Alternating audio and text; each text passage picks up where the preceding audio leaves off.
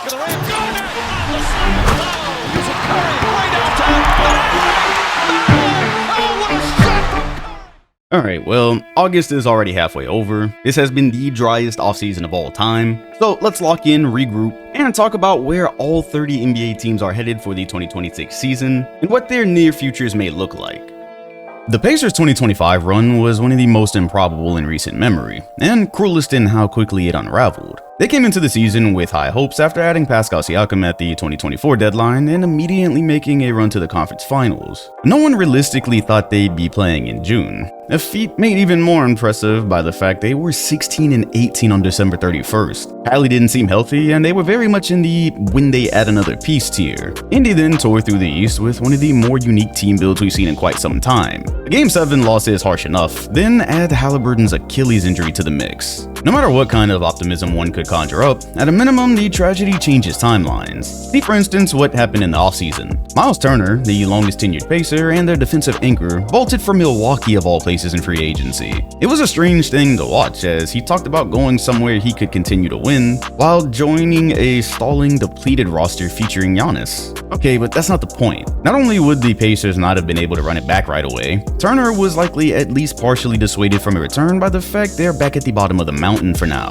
Will Hallie be the same after this? Will the team be able to hang on to that magic for over a year until they can try again? All probably questions which went through his head, the same way it might for any player who was reportedly becoming interested in the Pacers because of Tyrese. They still have talent. As a matter of fact, this core is more or less locked up till 2027. It's just a very 50-50 situation. On one hand, we saw pretty clearly their depth and talent made it so they don't revolve around one guy in the first place. This means in theory, especially in the East, they could run another successful campaign and not go back on all the good principles they built. Nembhard can see an expanded role and tap into more of his potential. Hell, a couple of guys here can just expand their role. That being said, I'm a big Jay Huff guy from his days back in the G League, yet I don't think, despite his stinker in the finals, you can just lose Miles Turner and not feel it a year over. It's kind of irrelevant regardless. As long as the culture doesn't just flat out die in 2026, the floating questions will be the same. What now? When Hallie does return in a year, you'll need time to evaluate and see where he's at. Can you make any big moves before then? Do you even want to, given how well this unit clicked? Such are the pitfalls of a random and unexpected gap year. Unlike the Celtics, who were just able to basically blow it up because it was time anyway, locked-in Pacer fans have likely spent the offseason thinking about how cruel their experience has been. Not only did this unit work out perfectly when nobody saw it coming, the math was right for them to go on multiple runs in a row, inadvertently meaning they weren't really close to blowing things up, which is kind of the ideal position to be in if your main guy goes down like Hallie did. Yeah, the East will allow them to still compete, but they won't be able to replicate last year's ceiling under any realistic circumstance. For a franchise that just got a taste of the finals, and had to go through everything you probably just saw in the Pacers documentary, that's a brutal pill to swallow. Since Boston was mentioned, let's take a look at a franchise who somehow suffered a similar fate not long before Indy. The Celtics came into 2025 looking like a team in the middle of a perfect second act. Of the 5 seasons of the 2020 so far, Boston had either been to the finals or conference finals in 4 of them. The East, while competitive with tougher teams than last year, had no actual juggernaut blocking their path. If all went well, at least making it back to the finals was a pretty reasonable expectation. Then the playoffs happened. In the second round against New York, things were already going the other direction. Boston looked like a unit doing little more than going through the motions.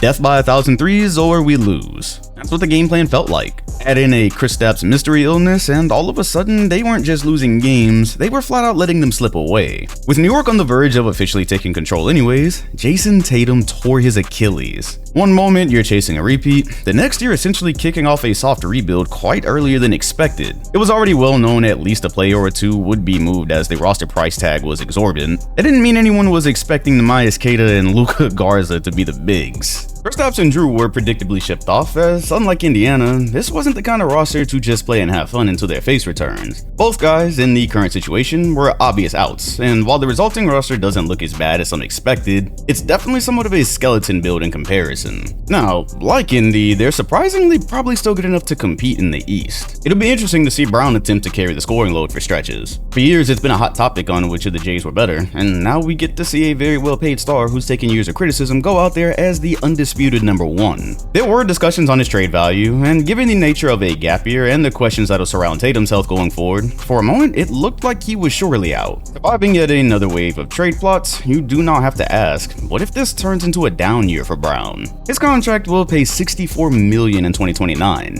and there's been valid skepticism on this amount for a guy who's never had to play in this position. It's the reason a trade did look likely for a second. What if summer 2025 was the highest his value ever gets on his deal? And as for Tatum, this was just a tough break. A guy who's played for the better part of nearly his entire career just picks up the toughest possible injury, while he's part of a duo who, in theory, could keep contending down the road. Not only do they have to worry about how the 26 season goes, JT's playstyle feels way more susceptible to be dampened by the injury than Hallie's. How do you even know what the team should look like upon his return? Will you be able to execute quickly and restock the roster around the duo? If you do, but Tatum is a good bit worse off, what then? When the two next share the floor together, in theory anyway, Jaylen Brown will be 30. Needless to say, losing a season of contention in the middle of their primes while trying to financially steer the ship has potentially daunting ramifications. I'll also be interested to see how much further Peyton Pritchard can take things in a random season where the stakes are low, and he's presumably starting. Seeing what utility Simons can provide is important as well.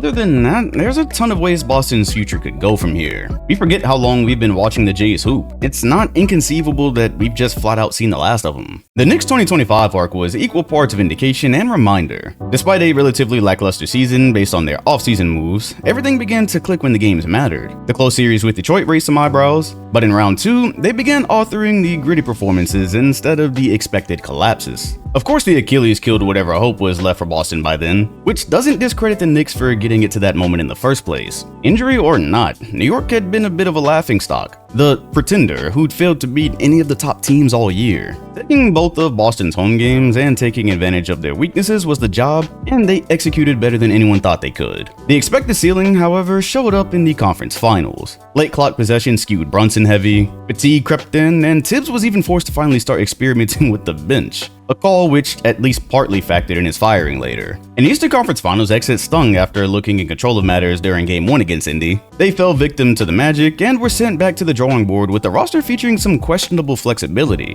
What were the moves to keep this thing progressing when Brunson already took the pay cut? In accordance, Summer 25 was about choices more than splash. Despite underperforming his previous trade value at times, Mikal Bridges was locked up until potentially 2030. They picked up some more offense in Jordan Clarkson, though I'm unsure they've answered their biggest issues.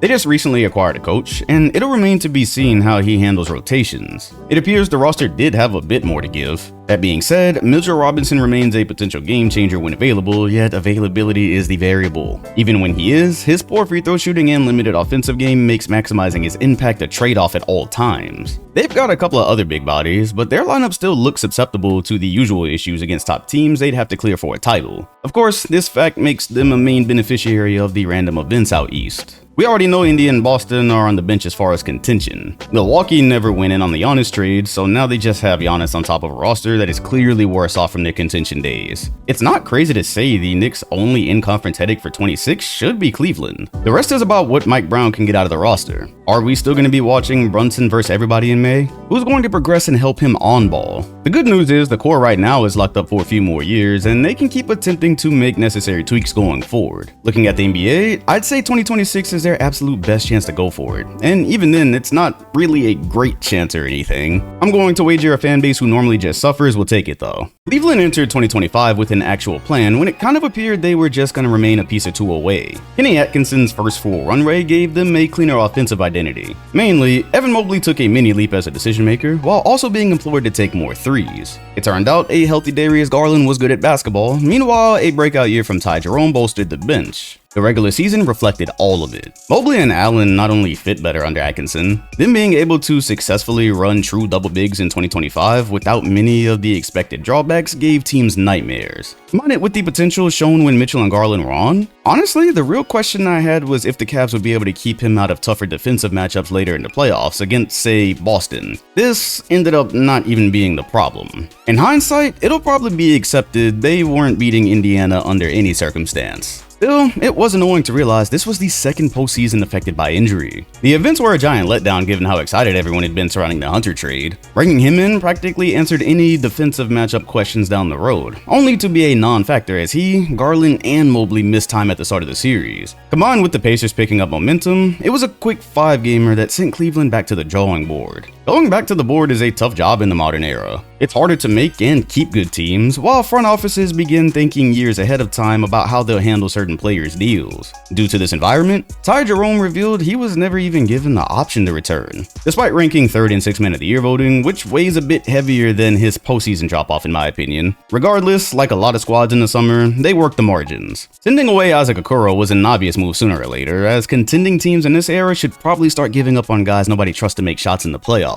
In return, Lonzo Ball, who has barely played ball since 2021. Still, the hope is he's got enough to mesh with the talented contender, as his size would be much appreciated in certain matchups. Larry Nance also rejoins the team. At this point, it's simply about rolling the ball out and seeing if the tweaks work. While the moves were on the margins, the changes in the conference were not. They're arguably the best team there today, and can absolutely pick up where they left off and push out another successful regular season. With allegedly one equal opponent, they'll garner finals expectations once again, probably heavier this time. The Cavs have stability for another season or two, and are desperate to finish the job after landing Mitchell as a surprise years ago. There is also always the rumor LeBron finds interest in ending his career there, so that'll potentially be fun to play around with a year from now. Well, for 2026, this about covers the most important faction of the East. Let's change directions. Just because I'm interested in Denver's last few campaigns and what Jokic might have left, I'll queue up the Nuggets. Joker was still right there in terms of being one of the biggest problems in basketball. So much, in fact, he led the charge against a unit most figured outclassed them by now in the playoffs. The narrative was only that way in the first place due to the depth erosion which had been taking place since their title in 2023. Continuing to lose wings, no real backup center, it got to the point of just having to trust Westbrook as a missing piece, which actually didn't go too poorly. All things considered, even being in position to flirt with a 3-1 lead on OKC, while also pushing them 7 despite the roster limitations and injuries, spoke volumes. Lou Dort even recalled how they were one of the few true scares they had all playoffs. If anything, after having just fired a coach months earlier and being well aware of the roster situation, even coming close to the possibility of an NBA Finals trip was incredible. A great segue into their offseason. For a team who entered summer with all the talk being about their lack of flexibility, they sure figured things out quickly with the new GM. Murray's contract just kind of is what it is, as he's a mixed bag these days, yet still able to crank up to a high level.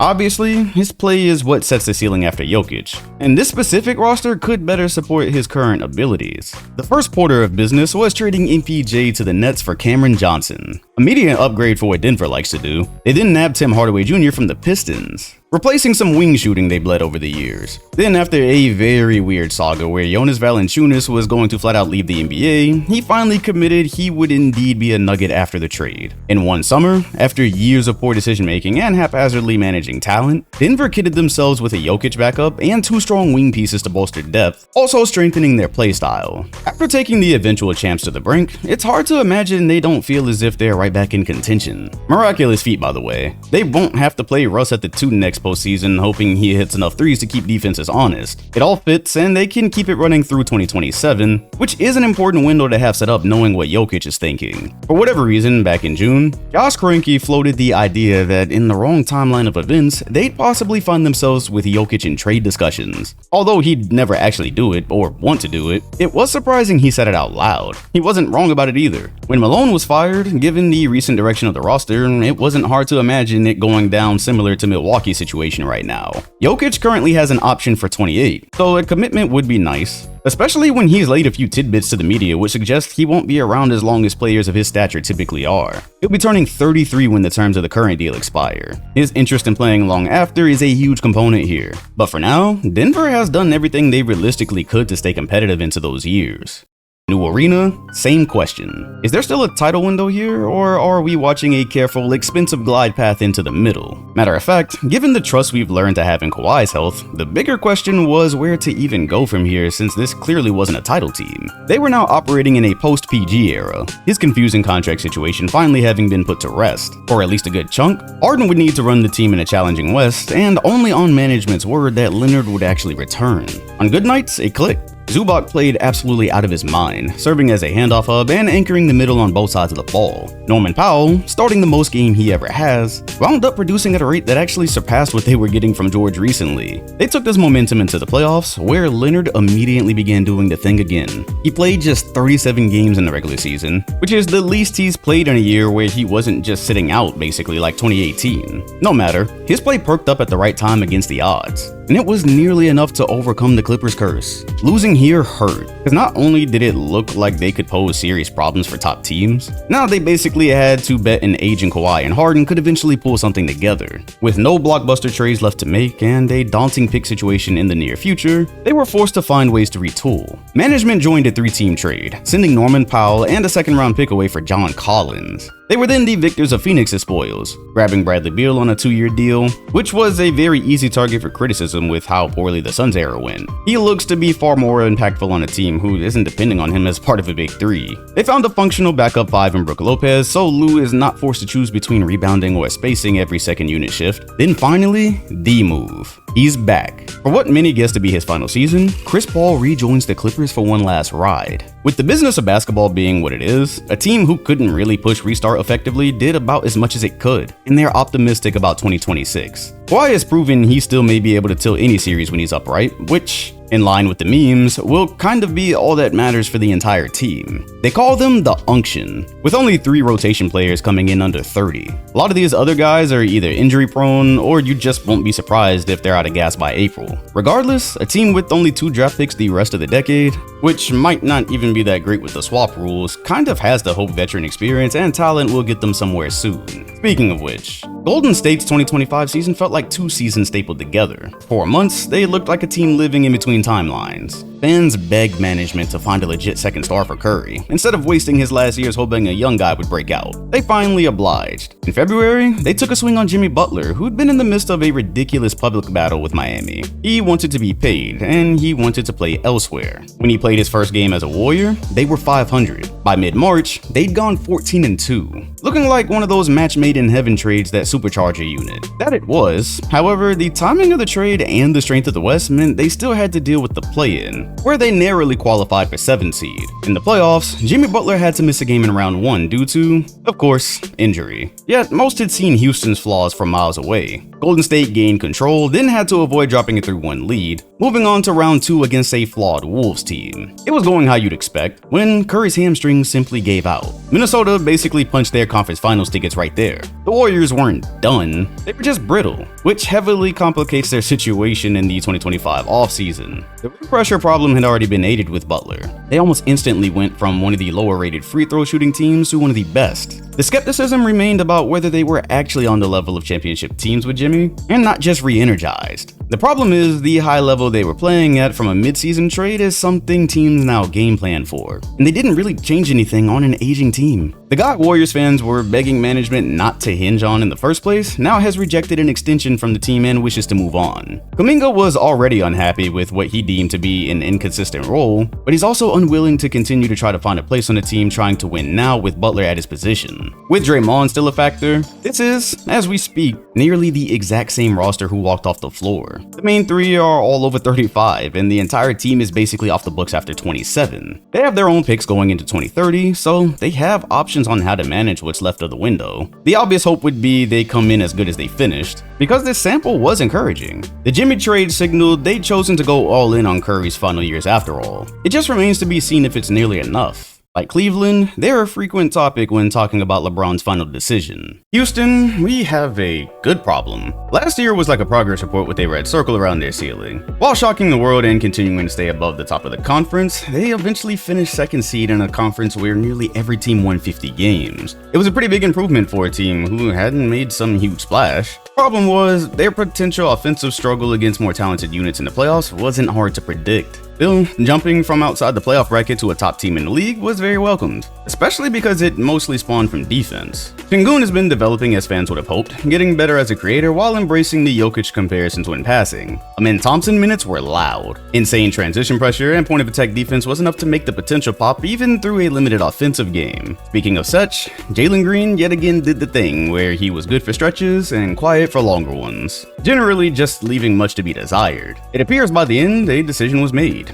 He simply wouldn't be consistent enough to be the perimeter leader of the team. The goal became pretty clear. Get the half-court offense to the level of an actual contending team. Seeding high doesn't mean much in contention conversations. Then there was the timeline question. Their name was linked to KD pretty early on in the process, and it begged the question, does a young team who just made their first marks do the things it would take to sign him? He can't be far from retirement, so does getting him this summer significantly shrink your window? Well, maybe it would have in another scenario. Here, in a record-breaking 17 deal, the Rockets finally gave up on Jalen Green and shipped off Dillon Brooks to the Suns, taking back Kevin Durant, and Clint Capella rejoined the team. The most exciting part here was how it only cost a player many were becoming sure wouldn't blossom here. A journeyman, a 10th pick nobody can be sure of, and 5 second-rounders. The current impact to the roster is the 2 active players mentioned, and second-rounders are more so just currency here. Incredibly, no future first-rounders or costly young core pieces. The Rockets got Durant under the best circumstances a team on their timeline could've. With Van Vliet's extension and another expected for KD down the road, the youthful unit has a window spanning a few years. The exciting part is, even if Durant is only there for a couple, a guy like Amin Thompson stands to benefit heavily learning from him. He's got the tools, and an elite on-ball game is the last step in unlocking him as a future top player. All in one, Houston has set it up to contend in the West, keep their core intact, and benefit from the presence of a legend. Dorian Finney-Smith was also a nice attempt at salvaging what might have been lost in Dillon Brooks. Their future pick situation isn't bad relative to their current team either. Can't wait for opening night where apparently Durant will be watching OKC raise a banner. The Riders are sick for that one.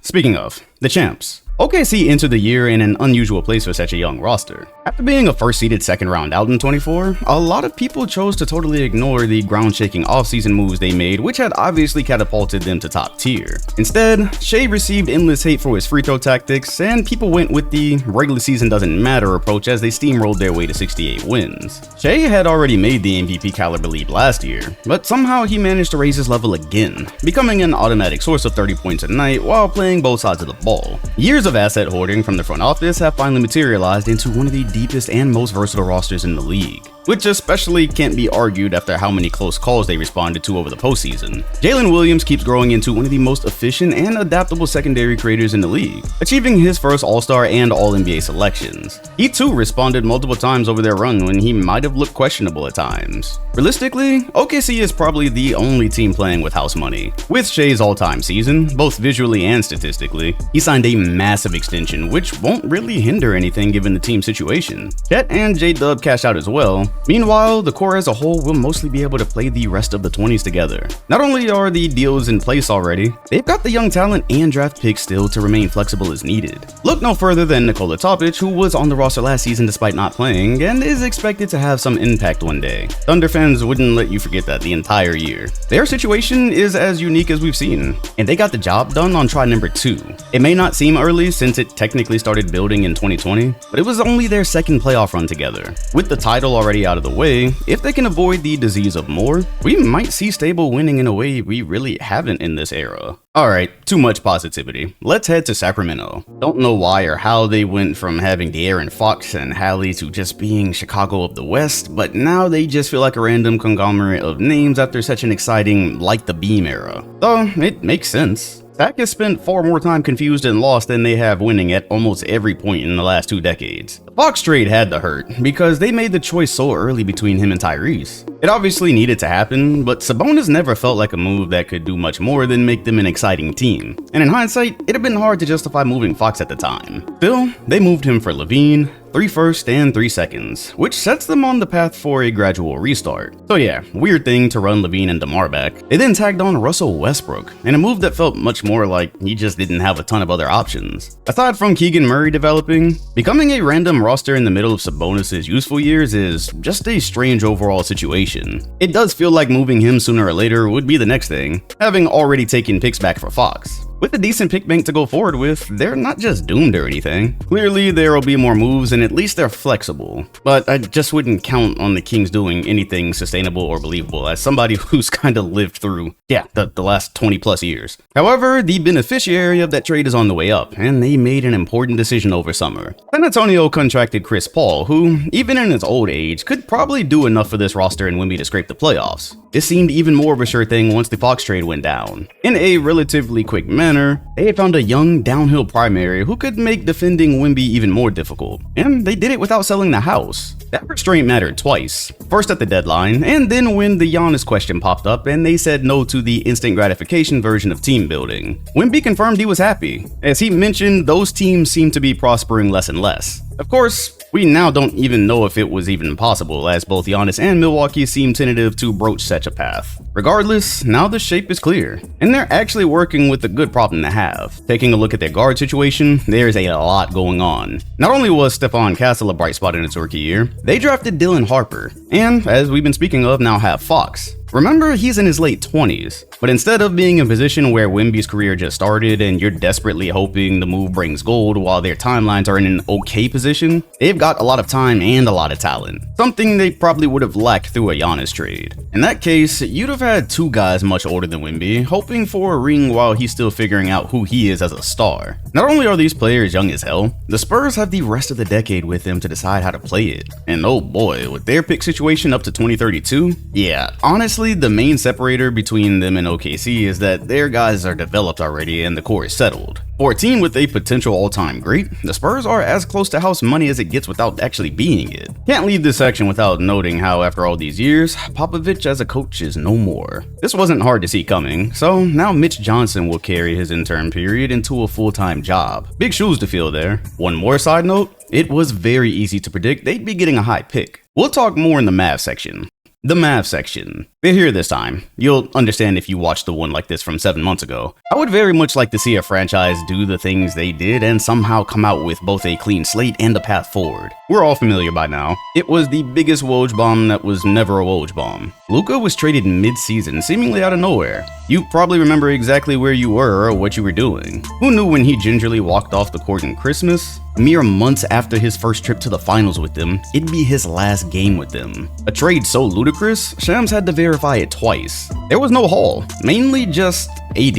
Well, Max Christie matters too, and potentially the pick as well. Regardless, a trade for a player anything like Luka was always suspected to bring an all-time haul, especially in a world where we aren't so far removed from Gobert's deal. Getting AD back on a team where they could still hypothetically contend with him in Luka's place, it provided the thinnest of veils as to why you do such a thing. Of course, the result was exactly what anyone expected. He literally went down in game 1, man. Not long after, Kyrie sustained a torn ACL, with the timing threatening a lot of the potential 2026 campaign. Even if you wanted to sell at the time how Kyrie and AD could compete for a little while longer, the main deterrent against that took almost no time at all to show itself. And then, miraculously, Cooper Flagg walks in the door. Okay, stop. That's why we're here, right? I told my friends before the draft I had my suspicions. Spurs with a high pick is good business. I actually thought they'd get number 1 because it'd feel less ridiculous than the Mavs getting it. Seriously, the Mavs won the first overall pick for the first time in franchise history, after pulling off one of the most unprecedented deals in NBA history. Crazy how that worked. So yeah, Nico got to walk around with his chest out talking about risk and whatnot. I mean, he couldn't have possibly planned for a Kyrie ACL, so okay, it's still fun to talk about all the reasons we got for the trade. Dallas's front office went on a full press run to explain it away.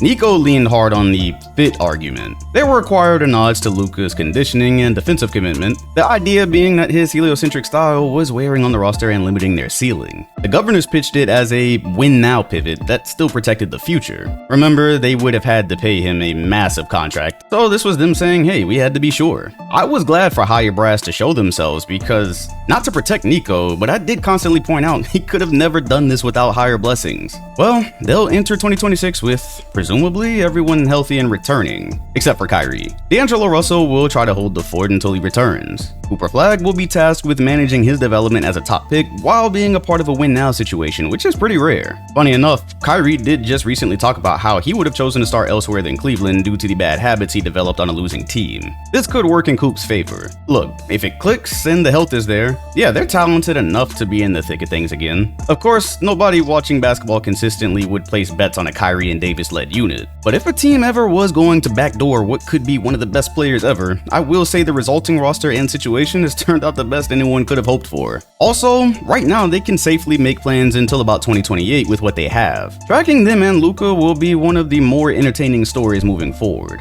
They haven't stopped the press run yet about how good of shape he's in, being pushed by LA standards. Winning after trading Luka Doncic months after a finals appearance would be one of the craziest turns of events ever. The Lakers. What a franchise. They were the other half of that Mavericks earthquake, and the irony was thick. After years of Anthony Davis asking for a real 5 next to him, the Lakers simply sent him to a team with what he was looking for, then tried to backfill everything a LeBron-Luka team would need on the fly. It certainly didn't help not acquiring Mark Williams, which forced a lot of people to pretend the team starting Jackson Hayes at center was suddenly contending. That's how seismic adding Luka was, and it was a lot of fun, don't get me wrong. Seeing him and Bron play off each other might be the most fun I've had watching James since the Heat days. Still, I warned people I wouldn't have them in a serious contenders list. This didn't mean I saw them as a first round out. Along with LeBron just not being what he once was, they could not afford the drop off from Austin Reeves. And yeah, positionless basketball doesn't just mean you can totally disrespect and disregard size. After the summer, it's difficult to be optimistic about much else than the fact Luka signed his extension. Through the offseason, LeBron's camp felt non-committal in tone. The kind of carefully worded "we'll see" that hints the runway is short. It was honestly why many of you heard me immediately toss out a LeBron trade possibility when they got Luka. Especially under today's business, how could you get this roster to championship level before he either leaves or retires? So you end up with the fascinating, messy picture. A 40-year-old orbiting the league's best young heliocentrist and a roster that's still catching up to their gravity. The additions of DeAndre Ayton and Marcus Smart leave much to be desired. Ayton isn't terrible, yet it's also not hard to see the volatility of him being the starting center of the Los Angeles Lakers if you've kept up with them for the last few years. Marcus Smart also doesn't really provide a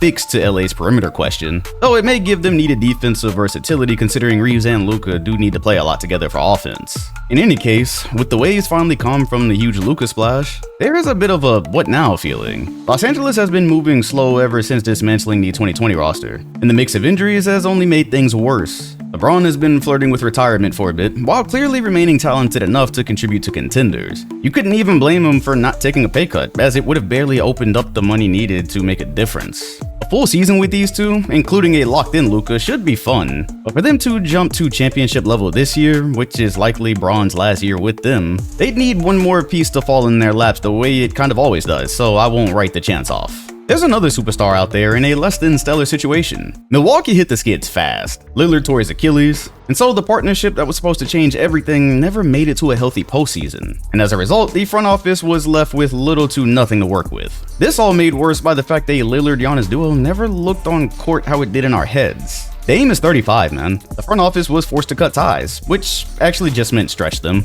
Over $100 million spread over 5 years, incredible. The resulting roster is a team that still somehow has Giannis, and honestly looks like something LeBron would have been stuck with in the 2000s. This is why Miles Turner's comments were so confusing. Going to this, talking about sustained winning? Like, what's the plan today? I don't doubt they can win some regular season games. However, the roster is full of journeyman names, and very far from title contention. Giannis is going to be 31 in December, which isn't old, but it for sure limits the amount of seasons the Bucks can do in this manner. He's currently only inked till 2027 with an option for 28. He's never been fully committal, though he is also not asked for a trade at this time, and the front office doesn't want to trade him. That being said, their pick situation is dire. They don't have much hope of the draft being their safe haven, nor do they have a ton to bargain with. It's really unfortunate each campaign after their title got touched by injury. They never even had a chance to follow it up. Now they're at a dead end, and unless they magically pull another star out of the sky, your guess is as good as anyone's on where this goes. I will mention, this is kind of how it used to go in the 2000s. It wasn't just guaranteed a star was going to be asking out when the road looked tough. Guys wasted a lot of good years playing on units going absolutely nowhere anytime soon. Teams like the Spurs made the choice to not even open Pandora's box. Meanwhile, the modern business of basketball nearly ensures a lot more teams would be dissuaded from trying to fit Giannis than usual. This may just be a situation where the clock runs out. They don't currently have the assets to swing another surprise Lillard deal, which only further confuses me as to why you wouldn't think about a reset with a piece as valuable and non-committal as Giannis. But hey, we just did do the Pacers documentary where we talked about how Reggie Miller stayed and they kept building him different contenders, so maybe we'll see it, but looking at their assets, I just don't know how.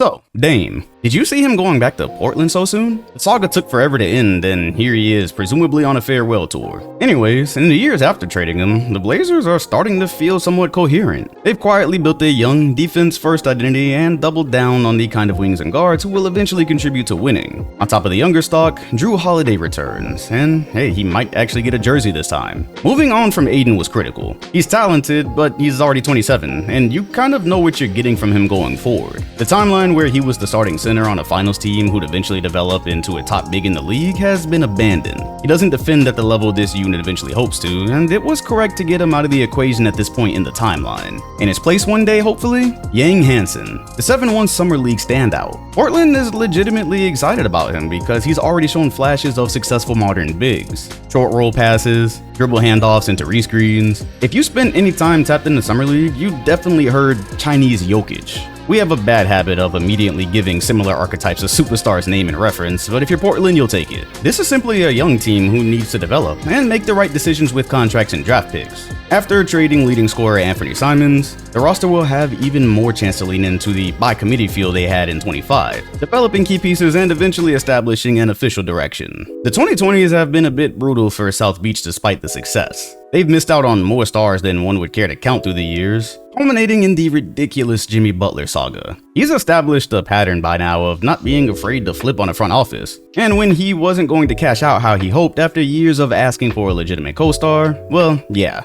he and Pat got busy. Riley has also established a pattern of maintaining dominance over stars and his organization. Unfortunately, in the modern era, the stubbornness may be doing more harm than good. After holding out as long as possible, Miami took back Wiggins, Kyle Anderson, Davion Mitchell, and a protected first-round Warriors pick. Over summer, they made a good deal catching Norman Powell at a high point, hopefully, but it's not a franchise player. The move summed up where they've been for quite some time under management's direction. Stuck. Those early 20s playoff runs convinced Heat brass they were only a little ways away from a title. Problem was, their appearances were unexpected for a reason. Thinking this roster has been marginal moves away instead of aggressive ones has them in a tight spot. What can you figure out with Bam here toward the end of the decade? If you believe he's a championship centerpiece, is it with Tyler Hero and company? If so, Hero's extension is coming up. Otherwise, he's only under ink till 2027. If and when you commit to him on the perimeter, you've got decisions to make elsewhere on who you want to pay past that point. I will say, if this season goes poorly, which I don't really expect, they have the draft capital and assets here to just start over finally. If what we've seen over the last few years holds where they can't even snag one of the valuable role players when they're in a good position, then I wouldn't count on them suddenly building a title team around Bam. I just really wouldn't. They've got exciting young names on the roster, and they could just kick off a rebuild project rather than banking on surprise AC runs. I myself am silently beginning to wonder if Miami will keep that same appeal the way Pat Riley has ran things over the last decade or so. Another former Eastern contender headed towards some tough situations. Actually, no, Philly is in the tough situation. There's only hope right now. After years and years of the process, you look back and realize how much time has actually passed. Embiid is now 30, severely injured, and has the nastiest games played sheet through the years. For this reason, the Paul George pairing went about how everyone expected it to. They played a combined 60 games the entire season. There was a slight bright spot for a second, especially if the stars were going to be leaving shot attempts for the rest of the team, and then Jared McCain's injury quickly confirmed the tone of the season. The hardest part was there was no midseason eject button here. No tweaks to be made. PG and Embiid have contracts together at least until 28, where PG has a $56 million option. I know he laughs to sleep about every night. Neither player will be anywhere near worth the money they're owed at this rate. Their trade value damn near couldn't be any lower. Top it all off, Embiid's health situation is fairly unclear. Is he coming back? How much of a season can he play? We're all done pretending he's ever leading a unit to a title on those legs, right? If so, they're facing an extremely weird rebuild, unless they just want to hope the health is there and that younger talent can keep it contending. Otherwise, their hopes now lie in Edgecombe, Maxey, McCain, and whatever else their draft picks allow them to do for the coming years. Looking at their bank, at least they're not like Milwaukee with a lack of young talent already present. They really just have to find their way through the vet situation in a way that doesn't handicap the roster for years. Don't know if it's possible, but this will be fun to track. They could miraculously pop a healthy year and be a top team in the East, which has to be a path they've considered with the Celtics and Pacers sidelined. The biggest hindrance is you can maybe hope PG's injury luck away. Right now, it feels 50-50 on if Embiid will even be there to start the season. Once upon a time, the Pistons traded Chauncey Billups for Allen Iverson, and they were barely to be heard from again. 2025 was was the first time in a long time Detroit channeled any real positive energy. It wasn't the late 2010s where they had a random Blake Griffin stint and no real progress map.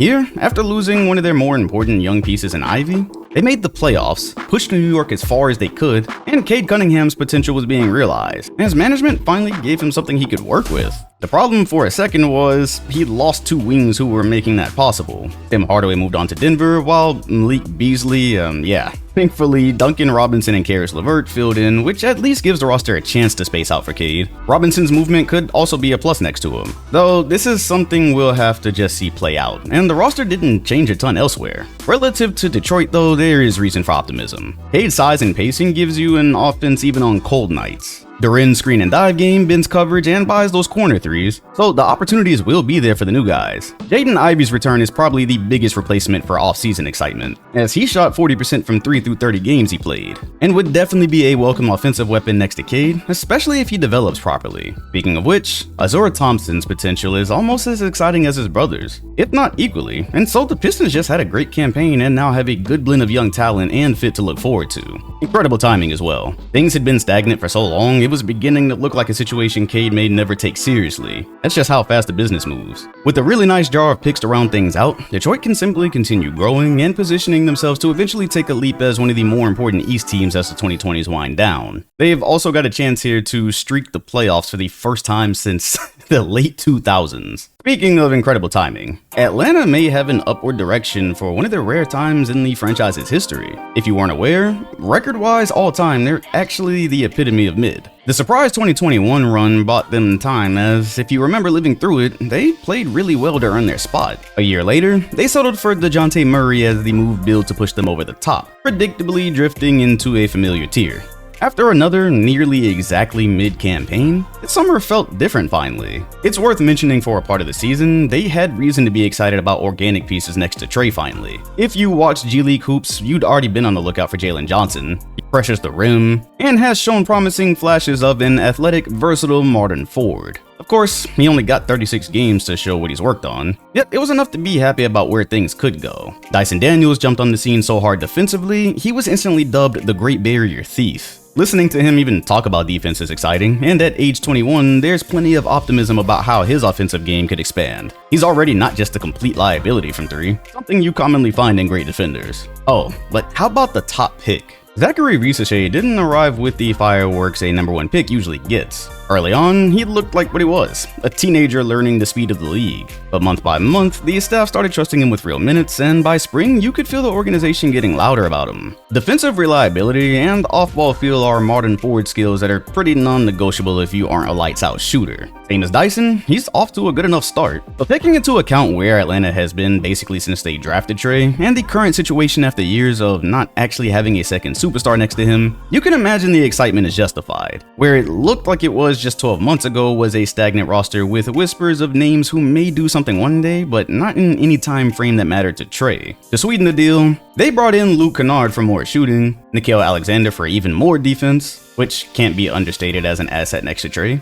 and then traded for Kristaps Porzingis. Bravo, ATL. What you remember recently about Porzingis isn't the end be all here. Mystery illness aside, he's a very valuable piece when healthy. What's more important for the Hawks though is how high the reward is. If he's back to normal, he contributes to winning. If not, he's expiring and not a part of the timeline anyways. For a team who made a surprise jump to the conference finals years ago, now playing in a weakened conference, they have to like their 2026 position. Their picks to round out the decade really aren't amazing, but they're not short on young talent as we discussed. Developing those guys, seeing who fits and what other moves they can make will be key as Trae Young at age 26 is headed toward extension talks. You know, if there's any hope for teams like Philly, it's that once upon a time, Brooklyn had hit a dead end with their core that they'd basically broken the draft bank on. Of course, they had 3 guys with trade value, so not really the same. Still, for what a horror story it was becoming, from here till 2032, they've got the type of currency you eventually see amount to something. This would be part of the reason they absolutely don't really need to fold in the Cam Thomas extension talks. After trading one Cam, they are very far apart with the other on negotiations. He thinks he's worth a longer $100 million contract, while Brooklyn is like, nah, how about a couple years for just under 30? Safe to say, this bridge won't be gapped, which probably leads to taking the qualifying offer, which then gives him a chance to prove he's worth what he says. Objectively, in Brooklyn's position, why would you lock into a longer-term deal for a player who probably isn't part of the final project? He can get a bucket, but management will be seeing a lot of team options and expiring deals as the 20s wind down. You could reach and argue the contract would be more tradable,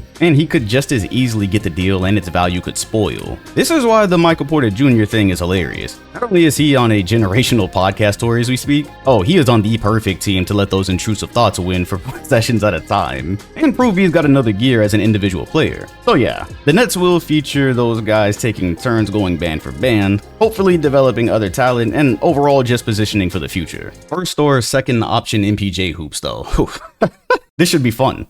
Orlando had the strangest rebuild of the 2010s, where they just about took the whole decade to build a stalling, average project, which also had to be rebuilt from. Today, for the first time in a long time, the prospect of actually making noise has possibly presented itself. 2025's campaign performance started to match the talent. The Banchero-Franz axis remains the soul of it. Paolo cooks mismatches, forces two to the ball. Franz fills all the negative space. When they lean into the two of them as co-primaries instead of handing one the keys, you can see the vision. Sadly, this campaign also featured Paolo missing basically half the year, while damn near every other piece dealt with ailments of their own. Only 5 players scratched 70 games or above. It became a testament to the coaching that they remained in the playoff race, even if it was the East. I mean, it was looking like they'd need to bring in Lance Stevenson for a second. Adding Desmond Bane may have not been the splash fans hoped for in recent years, yet it's a great win-now move for a young team who really needed the kind of creation he can provide. His movement shooting also changes their geometry. He fits a lot of what they like to do with Franz and Paolo at potentially a high level, shooting nearly 40% from 3 last year at almost 20 points a game. With the defensive potential of a healthy Magic team in an East that'll be begging for fill-ins, 26 might be the first time Magic fans could enter a year with serious hope to make noise since, pretty much since Dwight Howard left. Paolo is going to hopefully continue progressing into a top young player in the league.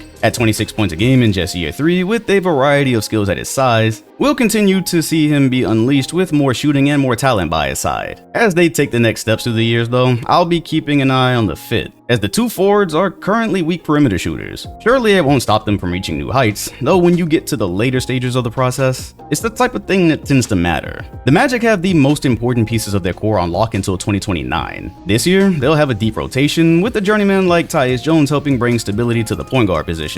They didn't have the talent or structure to have people take them seriously when they would play Boston well over the last couple of years. This time, they might. If the Pacers video I did felt like a daunting 25-year stretch for one franchise, I can't say it's been much better nearby in Chicago. They finally pried themselves out of the 2021 time capsule. DeRozan's gone, Levine traded to be with DeRozan, and finally they stand with picks and expiring contracts. For 3 seasons, they lived in that polite mid-tier purgatory, only ever appearing as if they had a real chance in the year Lonzo was able to play. With the old guard out of the way, the good news is simple. Josh Giddey kind of panned out a lot better than the vibes around the Caruso trade were signaling. He functioned well as an initiator, and somewhat made up for it just being a straight-up deal. Especially because, again, they owned their own picks for the foreseeable future. When they let go of Lonzo straight up for Okoro, the questions came down again. Although Ball's future clearly lay elsewhere and it made sense to move off of him, he had a team option they could have declined for 2027, whereas Okoro won't expire until after that year. I'm not really sure adding a year for a guy who probably isn't part of any real plans helped. A good chunk of the team will expire this season, meaning they've probably got some more dealing to be done. Outside of just seeing what they have in guys like Buzelis though, I'm not sure what else to tell you about Chicago. They should have been off of the entire 21 core ages ago. Their future will lie in which of these young guys solidify themselves, and whatever the draft brings moving forward. Since the Jordan era, it really has felt exactly like this a majority of the time.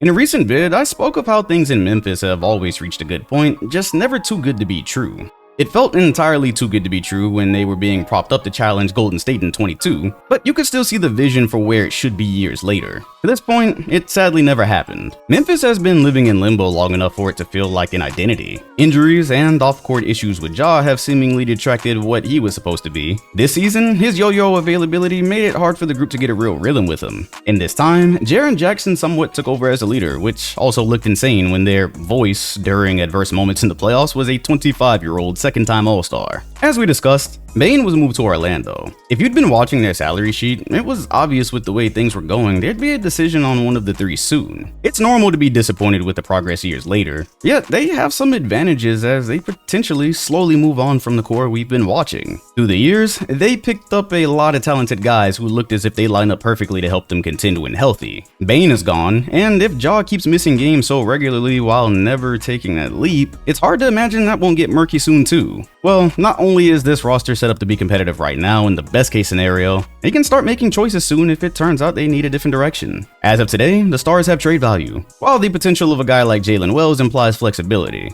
I'll be most interested in seeing which direction it goes. They haven't been shy about picking up the phone for KD both times he's been available, and aside from due diligence, it's always signaled to me how management isn't sure they had it set up to get the job done one day. Headed into 2026, most fans have probably stopped checking for them. I will point out, however, today's NBA seems far more prone for teams to hang on to their stars while they figure things out around them. The Nuggets were successful with it after years, and OKC just did the same. Hell, I guess Boston technically did too. The average age of the Grizz roster was just 24 years old. They have time and talent, but also some crucial decisions potentially upcoming. Minnesota has had possibly the most interesting situation of the 2020s since drafting Ant. Outside of his electric play, they'd already been close so many times to putting together a team with Cat. Then Ant came in and established he'd be the number one. They worked for him quickly, commencing the Gobert trade, which gave them a timeline because of the price. After coming to the doorstep in their first healthy run, they traded Cat, making their decision about how to proceed financially. The result was a team with Randall who still figured things out, only their repeat conference finals trip felt a little over the top for a team that Golden State looked very prepared to give hell in round 2. Still, for a franchise who spent so much of the last 25 years in despair, they'll take it. Of course, like any team with a young star, the fandom is getting a little restless about the next move since Ant clearly needs more. Losing Naw is gonna hurt. Good defender, held his own on offense. You take an effective guard away from a team already struggling at point guard, where Mike Conley basically just didn't have a backup since Dillingham is so young. Getting the Nas deal done, however, was crucial. I always saw him as a strong reason they were so comfortable moving on from Cat the way they did. Thing is, once again in line with how hard it is to make real moves these days, there wasn't much choice but to extend Randall. He has his drawbacks, but he definitely improved throughout the season, and wound up fitting much better than people initially joked about. Thing is, there is always a ceiling on his playoff performance, and him being the long-term replacement for Cat now is something. They have the main 5 locked up through 28. It'll probably be hard to ever meaningfully move Gobert or Randall. Soon, they may have to dig into their further picks to work out title-winning support for Ant. As they are, they've proven when healthy they'll be good. Taking the next step is often the hardest part of all of this though. Being that they're in a certain tier, they have to figure out the point guard rotation fast. Even if Rob just totally replaced Conley this year, which I doubt, it'd still leave them with just one serviceable point guard. I'll be excited to see them build off of their late play from last year. Having been in position to make the conference finals twice with a guy like Ant at the helm, it'll be fun to see where they fit into this year's West.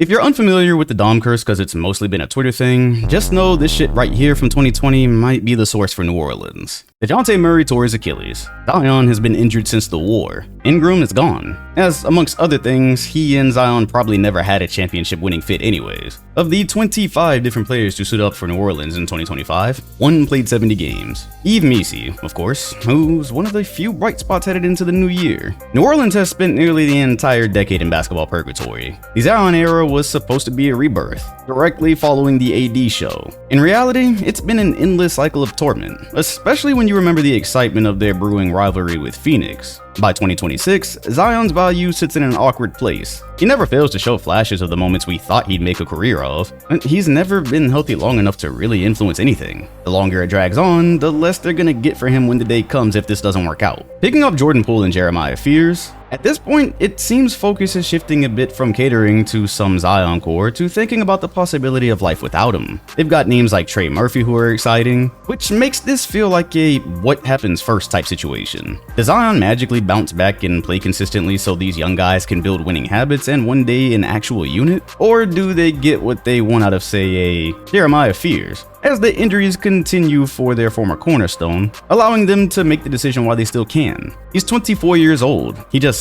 feels way older. There's still time if you ignore how much has passed, and that's what makes this business so difficult. Of course, Achilles are very unpredictable, so it doesn't help how a guy who will probably miss most, if not all, the season will also be picking up a $30 million option in 28 if given the chance. I'm sure they see with their future picks as well. If it looks like they need to start from the ground up soon, they can surely set it up. Welcome back from hell, Phoenix. I think. Let's talk about the important stuff since their freefall from 2021 seems to be over finally. Devin Booker is contracted till 2029. Don't even have to have this discussion right now if he doesn't bring it up. Management finally moved off of Kevin Durant and Bradley Beal, officially closing the book on one of the strangest failed eras in recent memory. What was supposed to be a super team on multiple occasions since Durant's arrival wound up gutting the roster that had already made the finals. With Beal's contract and no trade clause, he might have had the most untradeable deal in history. I'm sure there's worse, but wow, they gambled taking him in.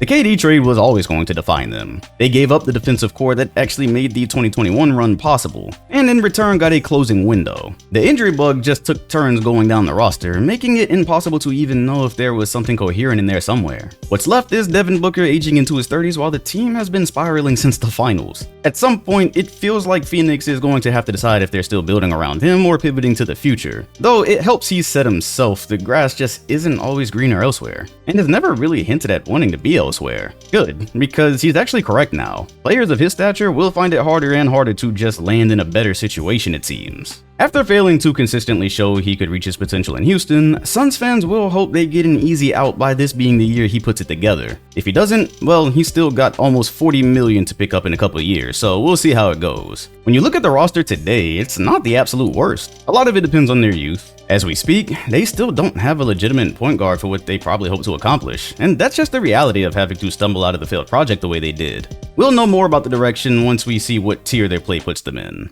Raptors fans are clamoring to hear more about their potential after the trade deadline, and headed into 26 with the chance to see what it can do healthy. In short, after trading for Ingram, they feel like they have an established rotation to compete and grow for the first time in a while, since the early 2020s were mostly spent watching the Kawhi team die off. The trade for Brandon Ingram gave them the kind of established scorer they'd been looking for, but it also gave them a new question. Do he and Scotty Barnes make sense at this stage? Barnes is a young forward who's still carving out his offensive identity, while Ingram is the more polished creator who can carry stretches of the offense when things slow down. Neither have been known for stellar perimeter shooting and also aren't specialists in off-ball activity. Then you throw RJ Barrett into the mix and what he needs to do to be successful. This is another important scorer on the team who coaches may feel comfortable just shrinking the floor on. Now, everyone's young and there aren't serious expectations yet, so Toronto could totally just see what they have and go from there, while also consistently having their picks down the road. My eyes will be glued to Ingram. He's now in his late 20s, and outside of being a good scorer, he's had a lot of health issues, so management's thinking will be heavily influenced by his campaign. I would be hopeful for a playoff spot, all things considered.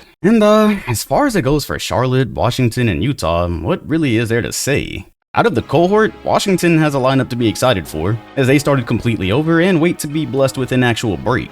That's kind of where it's at for all three franchises to varying degrees. It was priceless and predictable to see the first overall pick evade any of them. I don't know how many more seasons I have of watching LaMelo hoop for a bit then disappear. The Jazz just pawned off John Collins to continue their process, and who knows, man, they've had like 2 exciting stretches maybe since Malone and Stockton. And yeah, that should just about do it. Let me know what you think of your team headed into the 2026 season in the comment section below. Also, be sure to hit the like button, subscribe, and hit the bell next to my name if you want notifications every time a new video drops. Appreciate you watching, and I'll see you all on the next one.